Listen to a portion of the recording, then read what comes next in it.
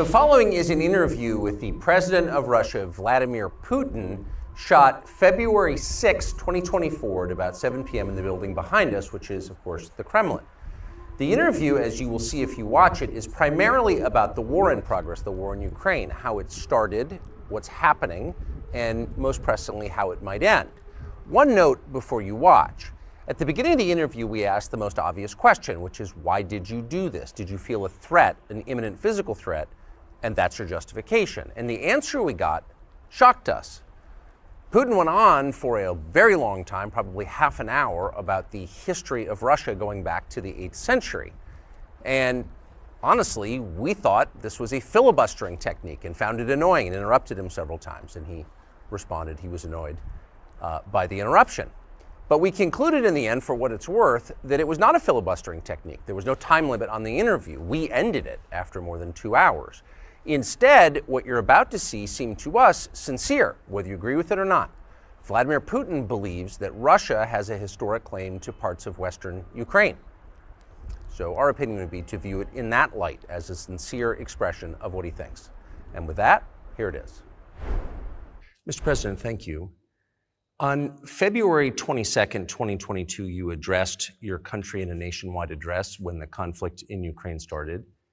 And you said that you were acting because you had come to the conclusion that the United States, through NATO, might initiate a, quote, surprise attack on our country.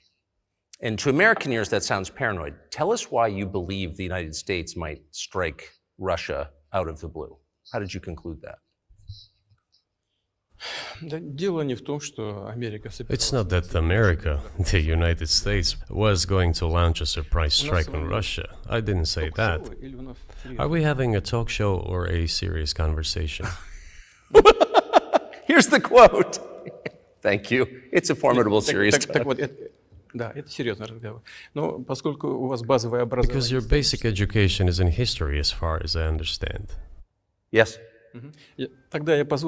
So if you don't mind, I will take only 30 seconds or 1 minute to give you a short reference to history for giving you a little historical background. Please. Let's look where our relationship with Ukraine started from. Where did Ukraine come from? The Russian state started gathering itself as a centralized statehood,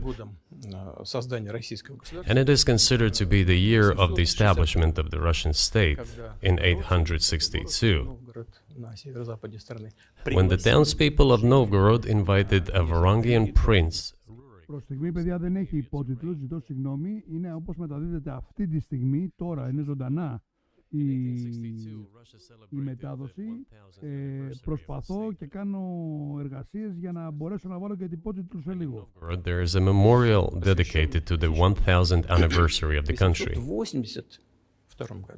In 882, Rurik's successor, Prince Oleg, who was actually playing the role of regent at Rurik's younger son,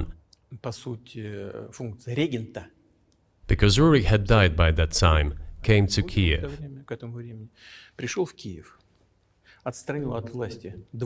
He ousted two brothers who apparently had... Παραλαμβάνω, υπότιτλους δεν έχει σε λίγο. Προσπαθώ. Είναι ζωντανά η μετάδοση. Τώρα ζωντανά μεταδίδεται. Προσπαθώ να βάλω με υπότιτλους σε λίγο. Θα έχουμε... Προσπαθώ. Τεχνικά, ό,τι μπορώ κάνω. The history of Russia was 988. This was the baptism of Russia, when Prince Vladimir, the great-grandson of Rurik, baptized Russia and adopted Orthodoxy, or Eastern Christianity. From this time, the centralized Russian state began to strengthen. Why? Because of the single territory, integrated economic ties, one and the same language, and, after the baptism of Russia, the same faith and rule of the prince. The centralized Russian state began to take shape. Back in the Middle Ages, Prince Yaroslav the Wise introduced the order of succession to a throne. But after he passed away, it became complicated for various reasons. The throne was passed not directly from father to eldest son, but from the prince who had passed away to his brother, then to his sons in different lines. All this led to the fragmentation and the end of Rus as a single state. There was nothing special about it. The same was happening then in Europe.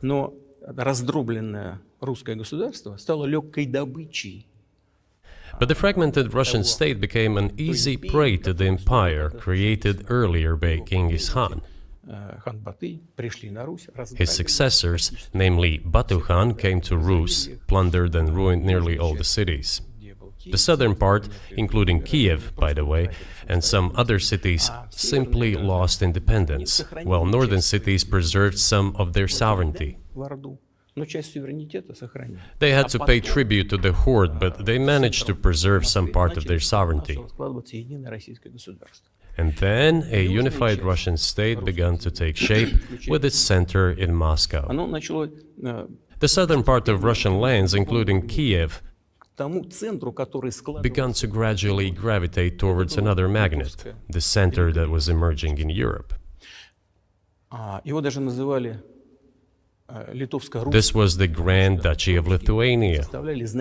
It was even called the Lithuanian-Russian Duchy, because Russians were a significant part of this population. They spoke the old Russian language and were Orthodox. But then there was a unification, the union of the Grand Duchy of Lithuania and the Kingdom of Poland. A few years later, another union was signed, but this time already in the religious sphere. Some of the Orthodox priests became subordinate to the Pope. Thus, these lands became part of the Polish-Lithuanian state.